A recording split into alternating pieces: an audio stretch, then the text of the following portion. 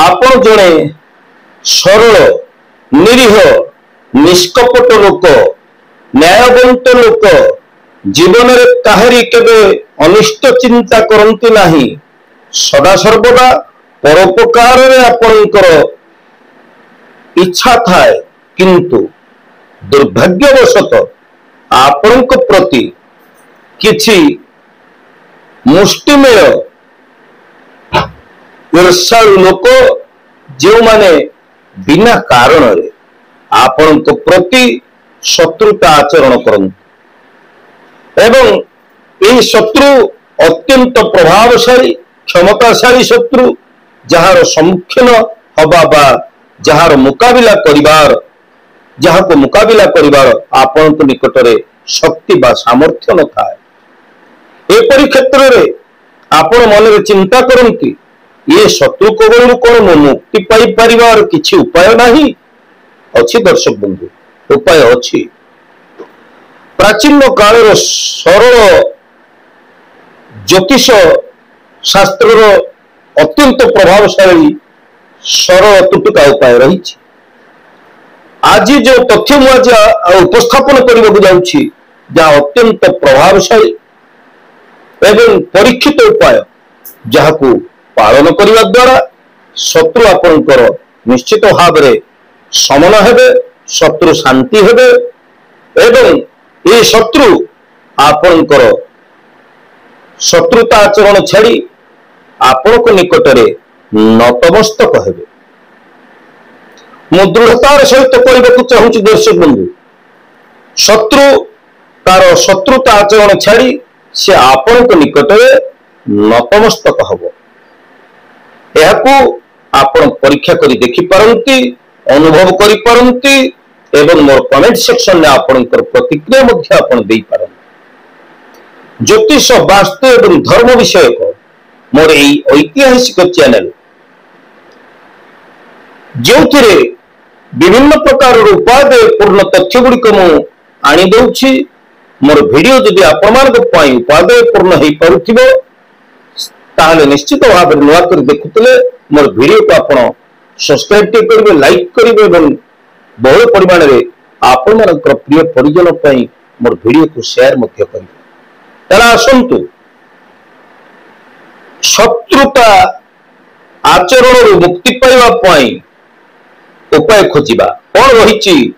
प्राचीन काल ज्योतिष शास्त्र रे दुर्लभ उपाय शत्रु कबल मुक्ति पाइबा तेरे ये तथ्य उपस्थापन करने आगु शर्त थी जे आपण जो उपाय करेंगे शत्रुर अमंगल केवे चिंता करेंगे नहीं जे पांचे परमंद तामंद पांचंती गोविंद तेणु जदि आपण परर अनिष्ट चिंता करी बा शत्रुर अमंगल चिंता करी आपण उपाय करती ताहले यह बुमेरांग भली आपणकर ही क्षति हम शत्रु तो किसी हम ना बर आप द्वारा अधिक क्षतिग्रस्त हे शर्त एठी जे प्रकृत रे आपण जदि जड़े सरल निरीह निष्कपट लोक न्यायपरायण लोक आपण केबे काहारी अमंगल चिंता करती नहीं अजथारे आपण शत्रुता कबल पड़ी हैरान होउचंती ताले एपरि क्षेत्र में यही उपाय आपण बेस मूल्यवान साब्यस्त हम ताले आपण मानक मन में आग्रह बढ़ी गलानी जानिबा पई कौन से दुर्लभ उपाय आसंतु जानिबा आपण को निज बारी घरे शनिवार दिन मध्याह्न समय गड़ीगला परे मध्याह्न समय द्विपहर गड़ीगला परे आपण निज बारी घरे निज जगार निज स्थान रे आपण माटी जगह को चली जातु चारि अंगुली माटी आपण खोली दियंतु एवं ये जे चारि अंगुली आपण माटी खोली देबे पश्चिमाभिमुख होई एथिरे आपण 40 टी अरुआ चाउल 40 टी अरुआ चाउल आपण सही गर्तरे देबे गात खोलिथिबा गर्तरे आपण 40 टी अरुआ चाउल देबे 38 टी बीरी बीरी आपण माने जानि चंती शस्य 38 टी बीरी 38 संख्या रे आपण बीरी देबे 40 टी अरुआ चाउल देबे ता ऊपर 38 टी बीरी देबे गोटे कागजी लेंबू याकू आपण 2 खंड करी काटी नै थिबे एवं गोटे कागजी लेंबू गोटे फाळ आपण हाथ रे धरी प्रभु हनुमान को आपण मन भितरे स्मरण करिवे हनुमान को आपण स्मरण करिवे एवं निजर दुख समस्या जणाइबे जो प्रभावशाली शत्रु आपण को पछरे लागि चंती आपणकर किछि क्षति करिवा पई अनिष्ट करिवा पई चाहुचंती तांकर नाम मन भितरे आपण स्मरण करिवे जे अमुक लोक जे मो प्रति शत्रुता आचरण करूछि से केमती शत्रुता आचरण आउ न करी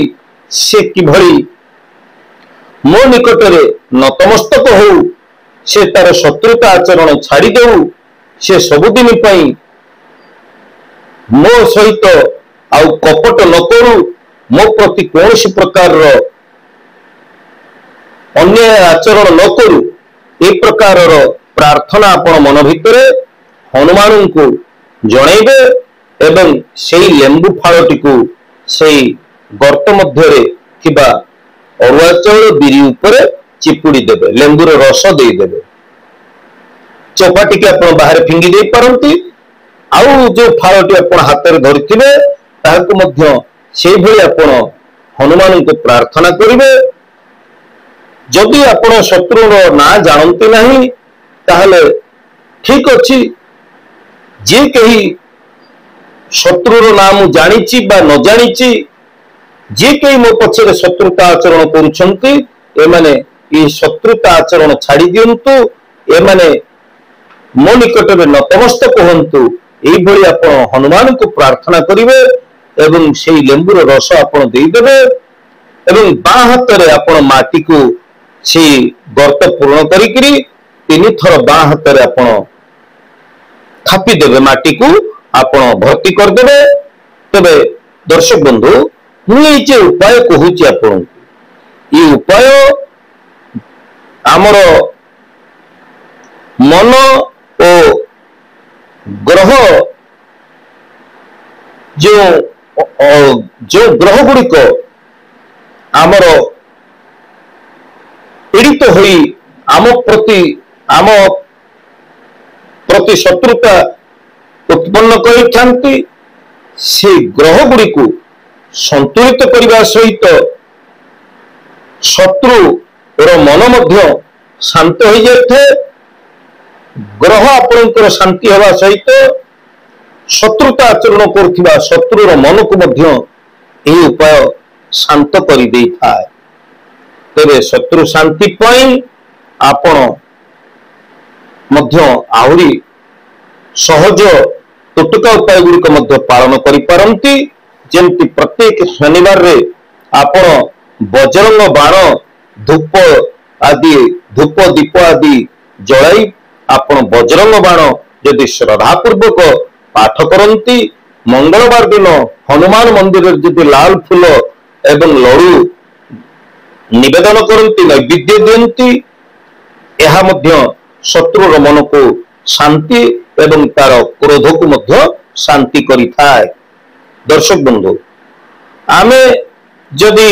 मां बगलामुखी मंत्र पाठ करिबा हळदी माळारे पीत वस्त्र पिंधि हळदी माळारे जदि आमे गुरु मुखरु मंत्र प्राप्त होई गुरुंक निर्देश रे जदि आमे बगलामुखी मंत्र पाठ करिबा ताहले मध्य शत्रु तत्क्षणात् शांत हो जाती एवं आम निकट में नतमस्तक हो जाती। बगलामुखींकर मंत्र ओं ह्रीं बगलामुखी सर्वदुष्टानं मुखं पदं वाचं मन स्तंभ जिहा केळय केळय मम विरोधीनं ह्रीं ओं स्वाहा ए प्रकार मंत्र रही। तेरे गुरुमुखरु यही मंत्र प्राप्त ही को प्रयोग करने दरकार। तेरे दर्शक बंधु हनुमान चालीसा नियमित भाव में पाठ कले आमर शत्रु शांत होती। ओं हनुमते रम हनुमान मंदिर रे बसी हनुमान श्रीमुख को चाही 108 बार जदि मंत्र को आप पाठ करती आपणकर शत्रु शांति होती। घर पाखरे जदि आपणकर लिंब गछ अच्छी सोरिष तेलर दीपटी जदि लिंब गछ मूले जलाई दियंती एवं शत्रु मन शांत हो जाऊ जदि एक प्रकार आपण प्रार्थना करती ताले मध्य शत्रु आपणकर शांत हो जाती। मंगलवार सकाळे गोटे सुखिला लंका एवं अल्प लुण आपण नियंतु एवं शत्रु को स्मरण करी तार मुख को आपण मन भीतर को आनी विजुअलाइज करी जदि 7 बार निज मुंड पर घुराई नहीं यह कौन सी आवर्जना बा अपरिष्कार स्थान को फिंगी दियंती। यही शत्रु आपण को प्रति रखिथिबा द्वेष एवं कुदृष्टि तार दूर हो जाए एवं शत्रु मध्य शांत हो जाए। तेरे दर्शक बंधु आमर प्रतिदिन सकाळे जदि आमे तुलसी मूले पानी दबा एवं मने मने तुलसी मूले पानी दे कहिबा हे तुलसी माए मो शत्रु शांत हो ए प्रकार जदि आमे प्रार्थना करिबा ताहले निश्चित भाव शत्रु आमर शांत हो जिवे। गरीब भिक्षुक मानू प्रकृतर जे भोकिला लोक ताकू जदि खाद्य दबा ताहले शत्रुर शक्ति स्वयं निर्जीव हो जाए।